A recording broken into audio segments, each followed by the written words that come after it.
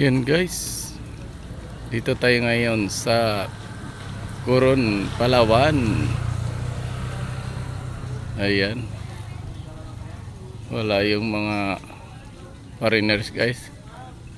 Nagtago pag ganito kainit.